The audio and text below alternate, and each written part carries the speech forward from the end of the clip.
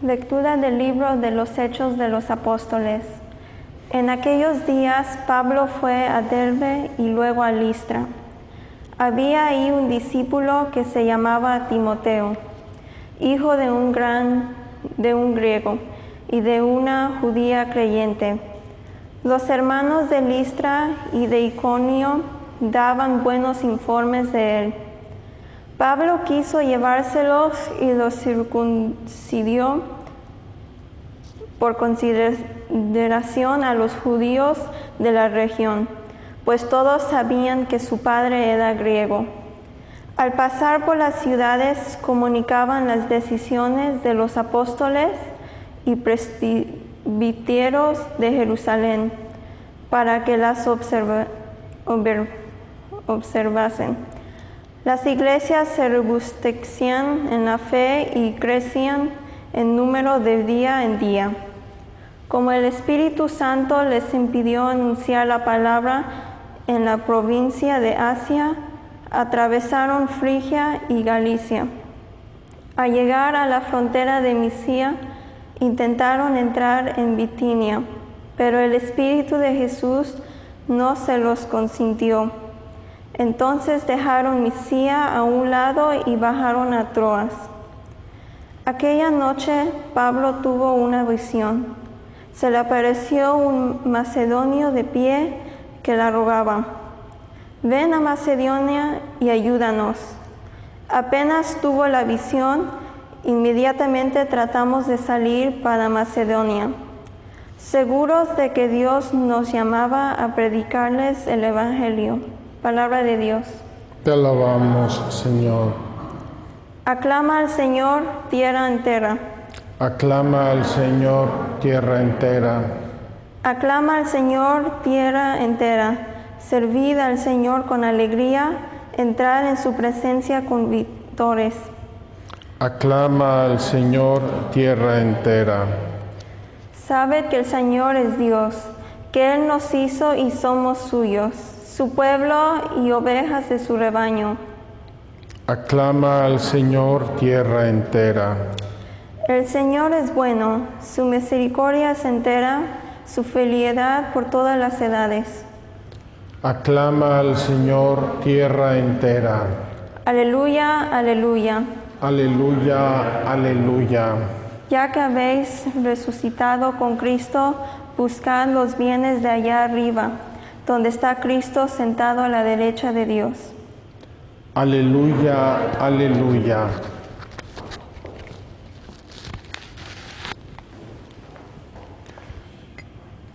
El Señor esté con vosotros. Con tu espíritu. Lectura del Santo Evangelio según San Juan. Gloria a ti, Señor.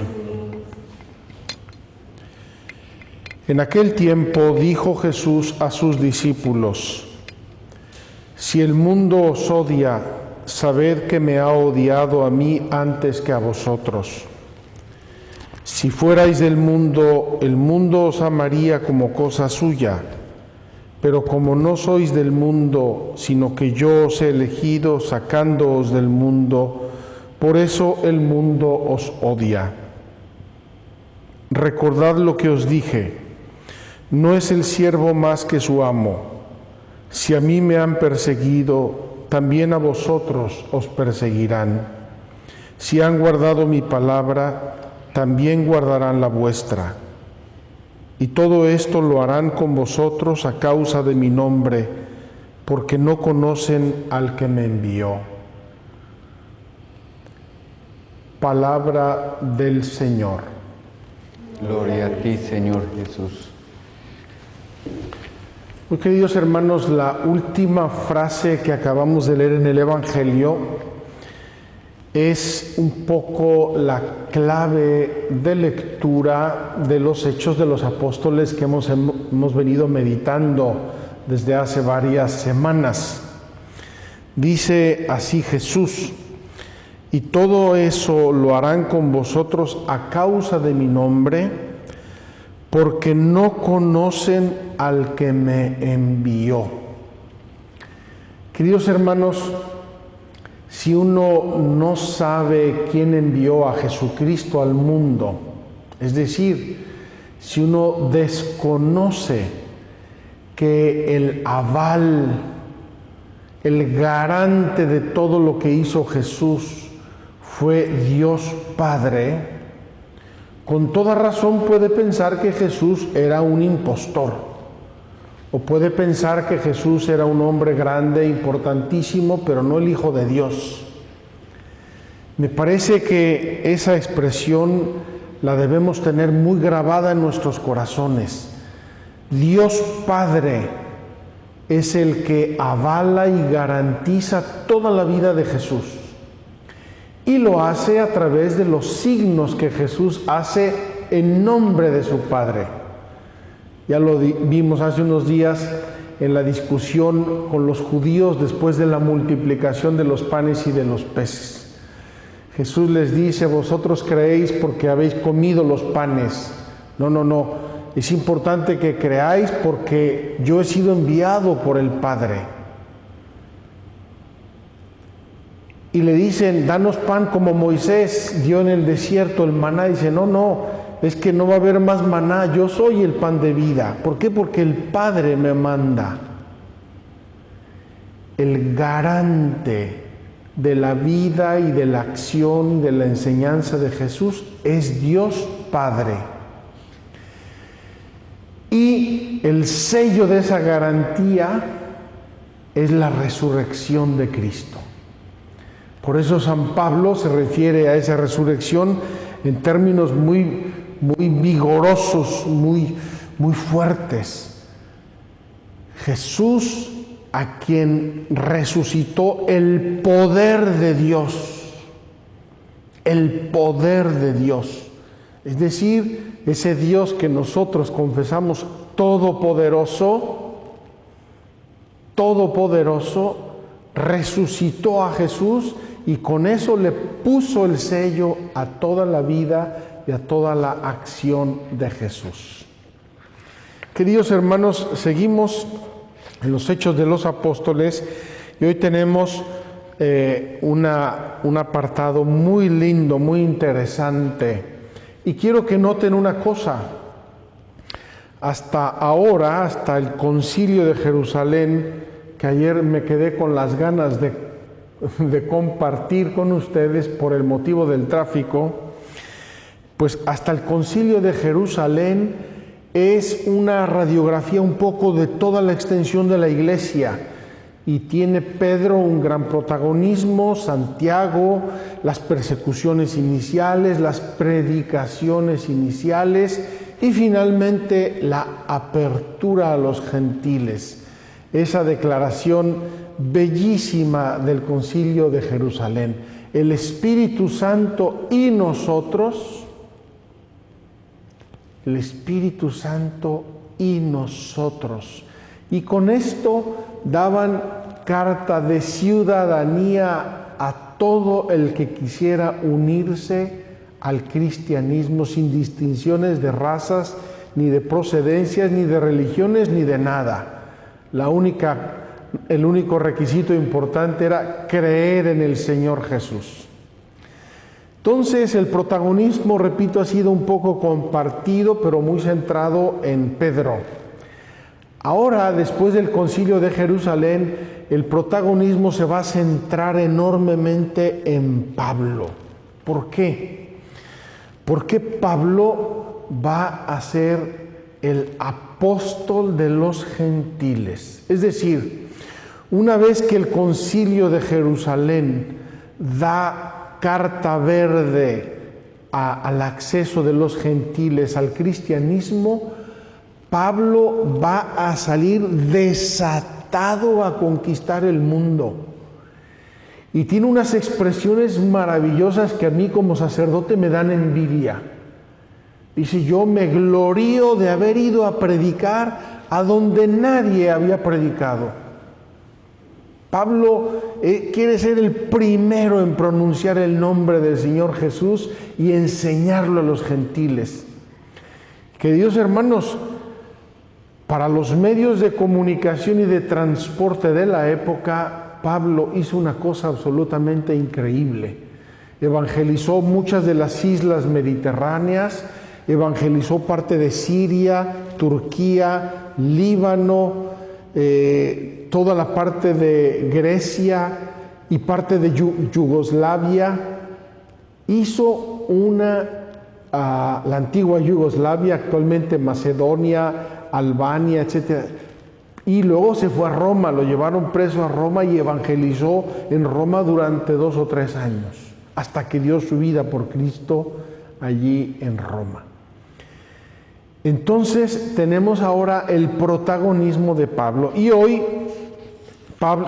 encontramos a Pablo yendo por diversas ciudades, Listra, Derbe, coge a un tal Timoteo, un discípulo, hijo de griego y de judía, y con él se va a Listra y a Iconio. Vean, va Pablo predicando y se lleva a este Timoteo. Aquí aparece un dato pequeño pero significativo, importante. Dice que Pablo se llevó a Timoteo y lo circuncidó por consideración a los judíos de la región, pues todos sabían que su padre era griego. Fíjense qué hermoso. El Concilio de Jerusalén dice, no hace falta pedirles la circuncisión. Y Timoteo es hijo de un griego. Entonces Pablo dice, por consideración, ya está aplicando un criterio pastoral, un criterio de prudencia, por consideración a los judíos de la zona y para evitar que tuvieran una actitud negativa hacia el Evangelio, hizo circuncidar a Timoteo y se lo lleva con él. Hermosísimos estas pinceladas de una persona que entiende lo esencial y sabe aplicarlo. Sabe aplicarlo. Aquí entran los dones del Espíritu Santo. Pero bueno, vamos a hablar de eso en la novena del Espíritu Santo. Al pasar por las ciudades comunicaba las decisiones de los apóstoles y presbíteros de Jerusalén para que las observasen. Fíjense, a Timoteo no lo deja observar esas normas y a los demás sí. ¿Por qué? Por prudencia y razones pastorales. Y dice aquí una de esas pinceladas hermosísimas de los Hechos de los Apóstoles. Las iglesias se robustecían en la fe y crecían en número de día en día. Fíjense qué hermoso, queridos hermanos. Ese mundo pagano, politeísta, idólatra, sumergido en una vida muy inmoral, como sabemos que era la vida pagana. Ahora para nosotros pagano es sinónimo de inmoral. Pues ellos veían el cristianismo como una grande liberación de todas esas vidas desordenadas. Y por eso, uniéndose a la fe, la iglesia crecía en número de día en día, es decir, era palpable el crecimiento de la iglesia por todos lados. Y luego sigue, como el Espíritu Santo les impidió anunciar la palabra en la provincia de Asia, es decir, el Espíritu Santo a través de la oración, el Espíritu Santo va guiando los pasos de Pablo y Timoteo y le va guiando qué es lo que quiere, a dónde lo quiere llevar y por qué lo quiere llevar. Atravesaron Frigia y Galacia. Al llegar a la frontera de Misia, intentaron entrar en Bitinia, pero el Espíritu de Jesús no se lo consintió. Como ven, Espíritu Santo y Espíritu de Jesús, en los Hechos de los Apóstoles es exactamente lo mismo. El Espíritu de Jesús no se lo consintió. Entonces dejaron Misia a un lado y bajaron a Troas. Aquella noche Pablo tuvo una visión. ¡Qué maravilla, queridos hermanos! Dios nuestro Señor en la noche y probablemente en sueños, como en San José, se revela a sus elegidos. A mí a veces me llegan preguntas de personas: oiga, padre, soñé esto, ¿será un mensaje de Dios? Yo les digo, mira, los sueños, sueños son. Pero si te ayuda y te indica un camino bueno y positivo, síguelo. ¿Por qué no? Así dice un salmo, hasta de noche me instruye internamente. Hasta de noche me instruye internamente. Aquella noche Pablo tuvo una visión. Se le apareció un macedonio de pie que le rogaba, ven a Macedonia y ayúdanos. Apenas tuvo la visión, inmediatamente, dice los Hechos, inmediatamente tratamos de salir para Macedonia, seguros de que Dios nos llamaba a predicarles el Evangelio. Qué hermoso, queridos hermanos, esta personalidad de Pablo y sus acompañantes, sensibilizados por la acción del Espíritu Santo y obedientes. Tienen la visión, ven a Macedonia y dice inmediatamente, ahí nos llama Dios, vámonos. Qué hermosa esta docilidad al viento del Espíritu Santo que sopla donde quiere. Y a veces sopla en una dirección, a veces sopla en la otra, pero es el Espíritu Santo el que debe marcar el paso de la iglesia siempre. Termino con una reflexión muy pequeña sobre el Evangelio de hoy. Ya dijimos la última frase, pero hoy Jesús nos va a hablar de otro criterio de discernimiento. Y ya hablamos de la paz, y ya hablamos de la alegría. Ahora va a surgir otro criterio de discernimiento, el odio del mundo. Si el mundo os odia, es porque habéis creído en mí, porque yo no soy del mundo. Si el mundo os ama y os abraza y os aplaude, cuidado. Ahí probablemente no esté la palabra de Jesús. Acuérdense que en el catecismo del padre Astete decía si el alma tiene enemigos.